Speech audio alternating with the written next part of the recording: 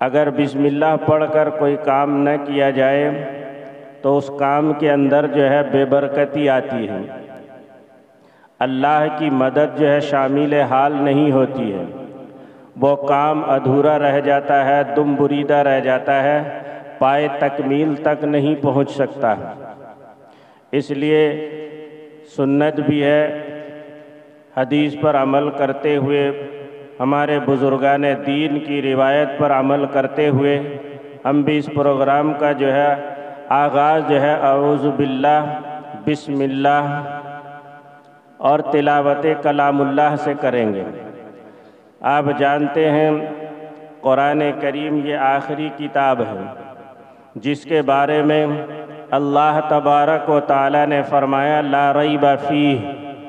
کہ قرآن کریم ایسی کتاب ہے کہ جس میں کسی بھی قسم کا کوئی شک نہیں، شک کی گنجائش نہیں، نہ اس کے حق اور سچ ہونے میں شک ہے، نہ اس کے اللہ کے کلام ہونے میں شک ہے۔ میرے محترم، زمانہ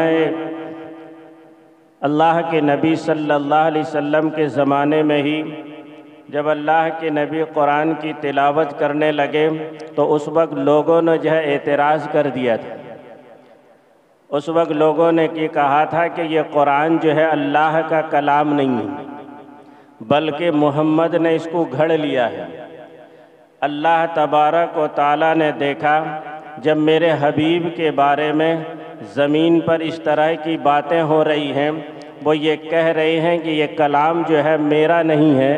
بلکہ محمد نے گھڑ لیا ہے، تو اللہ تبارک و تعالیٰ نے ان کفار و مشرکین کو چیلنج کر دیا اور فرمایا کہ تم یہ کہتے ہو کہ یہ کلام میرا نہیں ہے بلکہ محمد نے گھڑ لیا ہے، تو تم اس قرآن جیسی کوئی ایک سورت یا ایک چھوٹی سورت یا آیت لا کر دکھا دو۔ اللہ نے ان کو چیلنج کیا کہ فَأْتُوا بِسُورَةٍ مِّن مِّثْلِهِ وَادْعُوا شُهَدَاءَكُم مِّن دُونِ اللَّهِ، اگر تم کہتے ہو کہ یہ کلام میرا نہیں ہے تو قرآن جیسے جو ہے کوئی ایک چھوٹی سی سورت یا چھوٹی سی آیت یا کلام لا کر دکھاؤ۔ تم تو عرب کے اندر بڑے فصیح و بلیغ مانے جاتے ہو، تمہاری فصاحت کا تو پوری دنیا میں شہرہ ہے، لہٰذا تم جو ہے کوشش کر کے قرآن جیسا کوئی کلام لا کر دکھاؤ۔ اور اللہ آگے فرماتا ہے کہ تم اکیلے نہیں بلکہ جس سے بھی چاہو تم مدد لے لو، بلکہ وہ معبودان باطل جن کو تم پوجا کرتے ہو، جن کی تم پرستش کرتے ہو، جس کے آگے تم سجدہ ریز ہوتے ہو، ان سے بھی تم مدد لے لو۔ تم اور تمہارے معبود سب مل کر قرآن جیسی کوئی آیت جو ہے پیش کر کے دکھاؤ۔ عرب جو فصاحت و بلاغت میں پوری دنیا کے اندر جس کا شہرہ ہے، جو اپنے آپ کو جو ہے زبان کے جو ہے بادشاہ سمجھتے ہیں، اپنے علاوہ پوری دنیا کو جو ہے گونگا سمجھتے ہیں، عجم کے نام سے وہ لوگ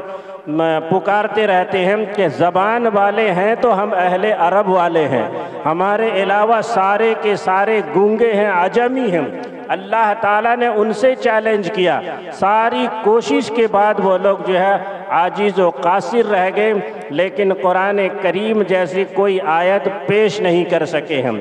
اللہ تبارک و تعالیٰ نے اسی کتاب کے بارے میں فرمایا اِنَّا نَحْنُ نَزَّلْنَا الذِّكْرَ وَإِنَّا لَهُ لَحَافِظُونَ، کہ ہم نے اس قرآن کریم کو اتارا ہے اور ہم ہی جو ہے اس کی حفاظت کریں گے۔ بہت ساری آسمانی کتابیں آئی ہیں، توریت ہے، زبور ہے، انجیل ہے، دیگر صحائف ہیں، لیکن اللہ نے کسی کتاب کے بارے میں اِنَّا نَحْنُ نَزَّلْنَا الذِّكْرَ وَإِنَّا لَهُ لَحَافِظُونَ نہیں فرمایا۔ وجہ کیا تھی کہ اللہ جانتے تھے، اللہ کو معلوم ہے کہ اگر یہ توریت میں گڑبڑی کریں گے تو میں زبور کو اتار دوں گا، زبور میں تحریف ہوگی تو انجیل کو اتار دوں گا، انجیل میں گڑبڑی ہوگی تو میں قرآن کریم کو اتار دوں گا۔ اب چونکہ قرآن کریم آخری کتاب ہے، جس پیغمبر پر یہ قرآن کریم نازل ہوئی ہے وہ پیغمبر آخری ہے، نہ آپ کے بعد کوئی نبی آئے گا، نہ قرآن کے بعد کوئی کتاب آئے گی، اس لیے اللہ نے اس کی حفاظت کی ذمہ داری خود لی اور فرمایا اِنَّا نَحْنُ نَزَّلْنَا الذِّكْرَ وَإِنَّ لَهُ لَحَافِظُونَ کہ ہم اس قرآن کریم کو اتار رہے ہیں اور ہم ہی اس کی حفاظت کی ذمہ داری لیں گے۔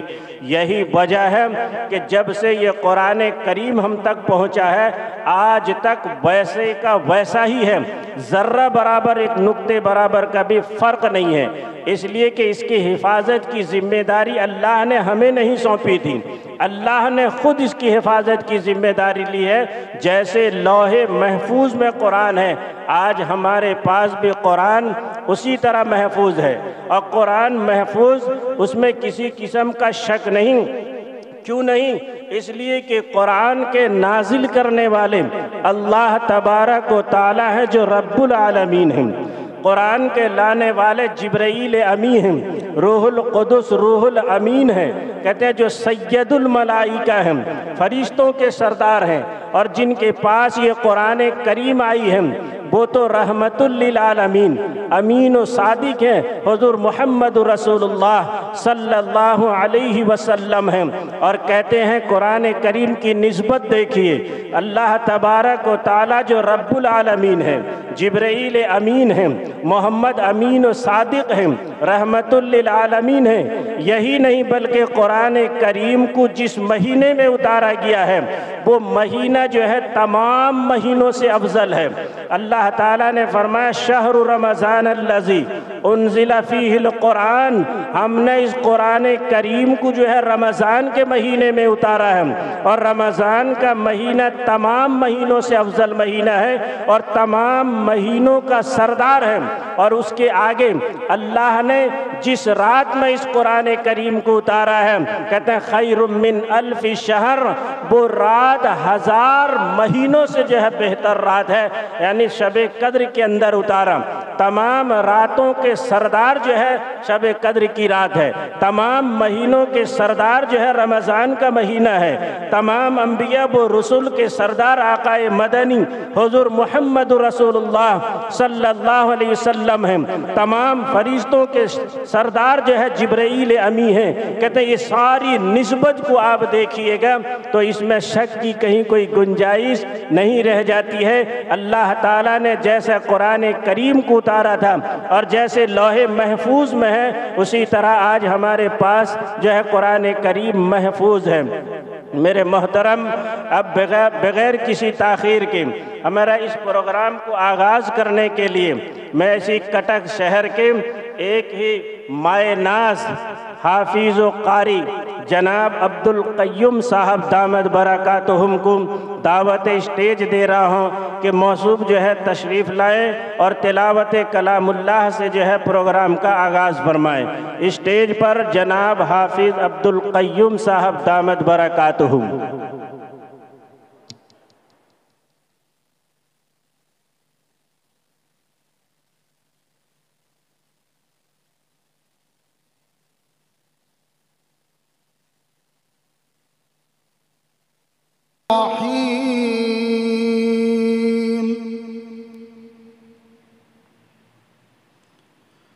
والضحى والليل إذا سجى ما ودعك ربك وما قلى وللآخرة خير لك من الأولى ولسوف يعطيك ربك فترضى ألم يجدك يتيما فآوى ووجدك ضالا فهدى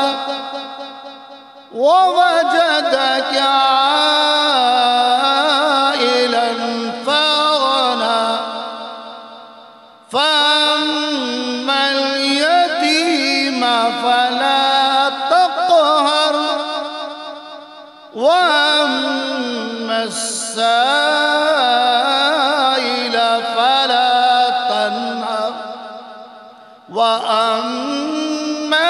بنعمة ربك فحدث. صدق الله العظيم.